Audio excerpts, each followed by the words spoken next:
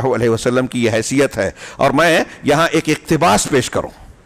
اس سے پہلے قرآن کی جو آیت میں نے پڑھی، اللہ رب العالمین نے سورہ سبا کی اس آیت میں فرمایا قُلْ إِنَّمَا أَعِيدُكُمْ بِوَاحِدَةٍ. کفار مکہ کے درمیان جہاں رسول اللہ صلی اللہ علیہ وسلم کو مبعوث کیا گیا، ان کے درمیان اللہ تعالیٰ نے کہا کہ آپ ان سے کہیے کہ میں تم کو ایک بات کی اعظکم واعظ کرتا ہوں، ایک بات کی نصیحت کر رہا ہوں.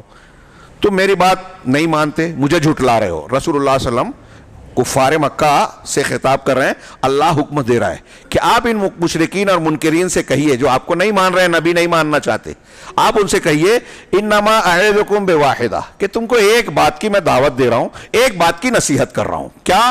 ان تقوموا للہ مثنی و فرادہ، کہ اللہ کے لیے تم تنہا تنہا دو کر کے یا تنہا تنہا کھڑے ہو جاؤ.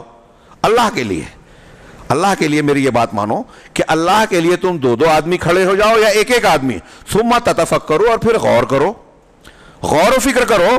ما بصاحبکم من جنہ، کہ تمہارے اس ساتھی یعنی محمد صلی اللہ علیہ وسلم کو کوئی جنون اور دیوانگی نہیں ہے. جنہ جنون، کوئی پاگل پن نہیں ہے، جنون نہیں ہے. یہ تم غور و فکر کرو.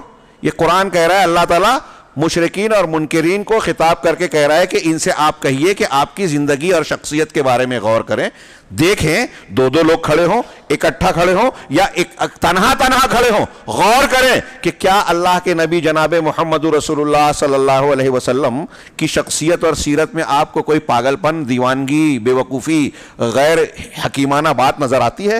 ضد چھوڑو اور غور تو کرو. یہ اللہ تعالیٰ کہہ رہا ہے.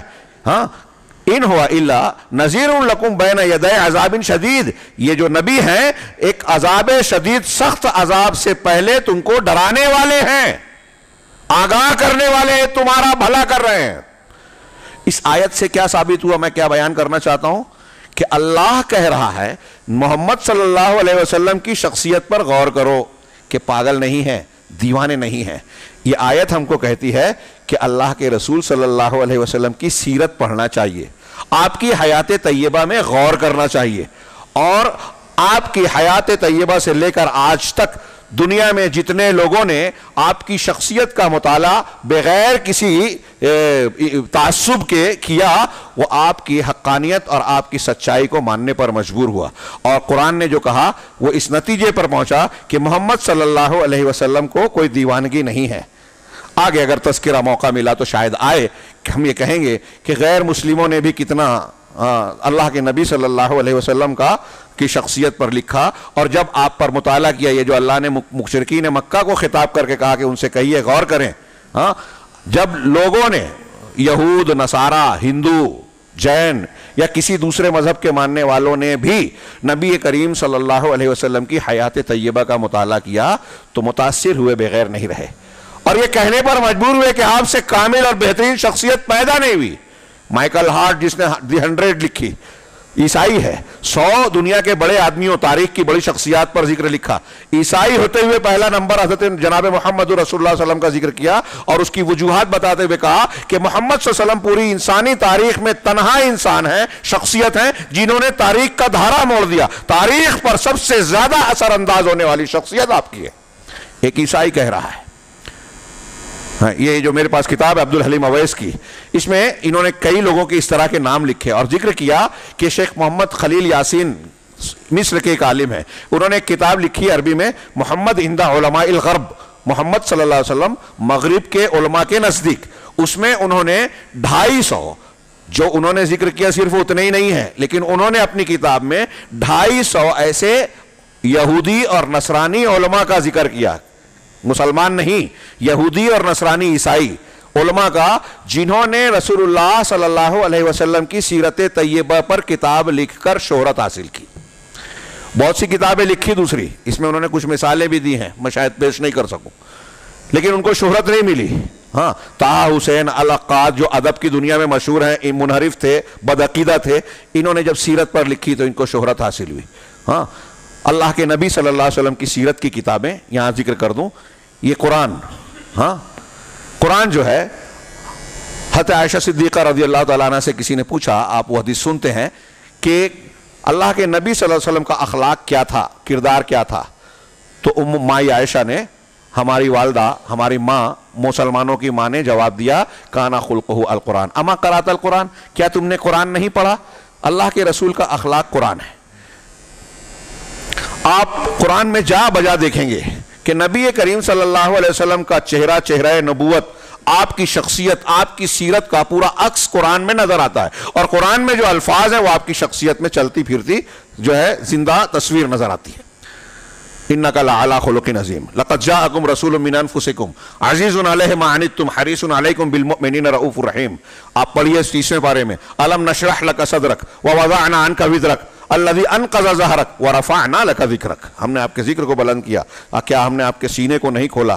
اس پر میں نے 2 جمعہ خطبہ دیا اس صورت پر، ہاں محفوظ ہوگا، ضرور سنیے گا، میری نہ سنیے، آپ تفسیر میں پڑھیے گا۔ کتنی جامع نبی کریم صلی اللہ علیہ وسلم کا مقام، اللہ تعالیٰ کا آپ پر احسان بتایا گیا، آپ کی شخصیت کی خصوصیات نظر آتی ہے اور زندگی کے بہترین پیغام اور ہدایات اس میں موجود ہیں۔ پھر آپ نے والضحیٰ واللیل اذا سجا کو پڑھا، ہاں آپ کی یتیمی، آپ کی پہلے کی زندگی، اور پھر اللہ کا آپ پر کرم، انا اعطیناک الکوثر میں ذکر کیا کہ ہم نے آپ کو الکوثر دیا، نہر جنت اور بہت سارا خیر عطا فرمایا، ہاں اور پھر اس کے بعد بتایا کہ جو آپ کا دشمن ہوگا فصلی لربک وانحر ان شانئک هو الابتر، آپ کا جو دشمن ہے نا وہی بے نام و نشان ہے۔ لوگ مسلمانوں نے، مشرکین مکہ نے آپ کا مذاق اڑاتے ہوئے کہا کہ آپ کا ایک بھی بیٹا نرینہ اولاد زندہ نہیں بچی، تو آپ کا مذاق اڑایا کہ آپ تو بے نام و نشان ہیں، آپ کی نسل چلنے والی نہیں ہے۔ اللہ کی رسول اللہ کو دکھ ہوا، رنجیدہ ہوئے، تو قرآن نازل ہوا انا اعطیناک الکوثر فصلی لربک وانحر ان شانئک هو الابتر۔ آپ کو ان کے الزامات سے غمزدہ ہونے کی ضرورت نہیں ہے،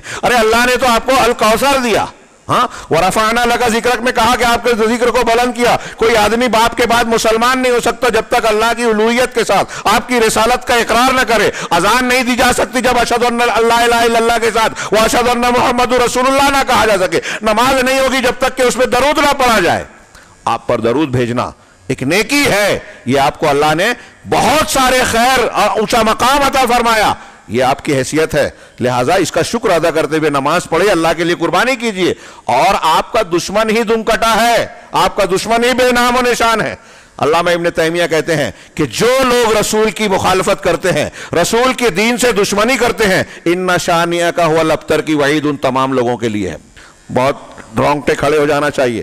آج کل ہمارے یہاں بہت سارے لوگ پیدا ہو گئے ہیں، کوئی حدیثوں کا مذاق اڑاتا ہے، انکار کرتا ہے، ہاں ہماری سمجھ میں یہ حدیث نہیں آتی، ہاں امریکہ یورپ اور ان کی جدید تہذیب سے متاثر ہیں، ہاں اور بہت ساری حدیثوں کو سمجھتے ہیں کہ یہ سائنس اور جدید حالات کی روشنی میں اس کو ہم تشریح نہیں کر پاتے، تو آپ کی جہالت کی بنیاد پر آپ اللہ کے رسول کی حدیثوں کو رد کر دیں گے؟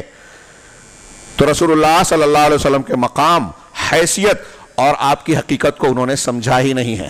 لہٰذا اگر وہ رسول کا مذاق اڑاتے ہیں، رسول کی سنتوں کا مذاق اڑاتے ہیں، رسول اللہ صلی اللہ علیہ وسلم سے دشمنی مول لے لیتے ہیں، تو اللہ تعالیٰ کی یہ وعید اس کے لیے بھی ان شانئک هو الابتر۔ اللہ کے رسول کے مخالفین کے لیے ان لوگوں کو بھی وعید ہے، تبت یدا ابی لہب وتب، جس پہ اللہ تعالیٰ نے کہا کہ ابو لہب اور کے دونوں ہاتھ کٹ گئے، تباہ ہو گئے، اور وہ خود بھی تباہ ہو گیا، اس کے ساتھ ساتھ اس کی بیوی کے لیے بھی عذاب کی وعید سنائی۔ اہل علم نے اس کی تشریح میں کہا تھا کہ یہ کفار مکہ میں بہت سے کافر تھے، اللہ کے رسول صلی اللہ علیہ وسلم کی ایمان نہ لانے والے، جھٹلانے والے، لیکن بطور خاص ابو لہب کے لیے کیوں یہ آیت نازل ہوئی نام کے ساتھ؟ ہاں اس کی بیوی اور اس کا ذکر کیوں ہوا؟ کئی اسباب مفسرین نے بیان کیے، وہ میرا موضوع سے ہٹ جاؤں گا اگر میں اس تفصیل میں جاؤں۔ تو ابو لہب رشتہ دار تھا، چچا تھا، لیکن اور دوسروں کے مقابلے میں رسول اللہ صلی اللہ علیہ وسلم کی زیادہ مخالفت کرتا تھا، اس کی بیوی بھی ستاتی تھی۔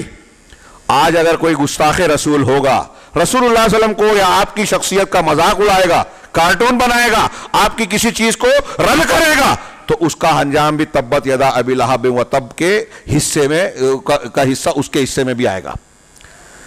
نبی کریم صلی اللہ علیہ وسلم کے میں نے اشارے کیے یہ قرآن کی کچھ حصے پیش کر کے۔